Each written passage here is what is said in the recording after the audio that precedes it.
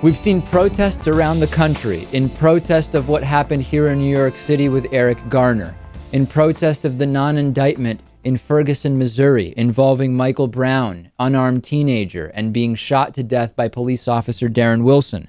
And one place where we've seen protests that have led to significant use of force by police is in UC Berkeley and around the UC Berkeley campus in California. We have video here that has mostly not made it onto corporate media of police acting incredibly aggressively, using metal. I don't know that it's even really a nightstick. It's almost just like a metal bar. It's almost a crowbar, Lewis. Police using it to back protesters off. At one point, and this is so insane, there were 2 lines of police in riot gear backing up protesters, and they actually backed them up against each other. In other words, protesters were saying, wait, the police behind us are pushing us in your direction and you're pushing us away from them. And they actually converged where protesters couldn't go backwards because there was one line of police and couldn't go forwards because there was another line of police, unable to disperse, physically unable to disperse. And this just seems, Lewis, like haphazard police violence.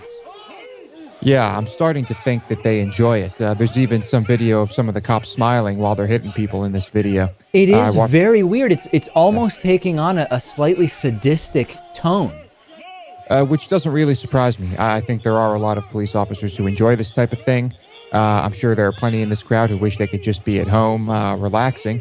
But certainly there are plenty of bad apples in this group. And the other thing that I see in this video, observing it and reading the reports of it, is that there seems to be some element of police attempting to provoke protesters so that if protesters do anything but just take this beating from police, now all of a sudden they're being aggressive towards police. They're the ones resisting arrest, and it opens up the door for even broader uses of force.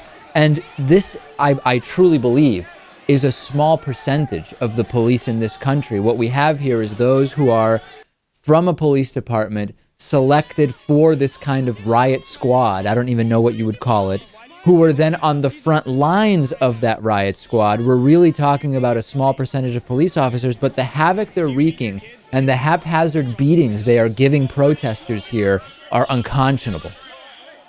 It's pretty bad. I think there's kind of this mob mentality that is going both ways. Sometimes you have it with the protesters and sometimes you have it with the police officers, where if one decides to use that crowbar or whatever it is, the others just kind of join in.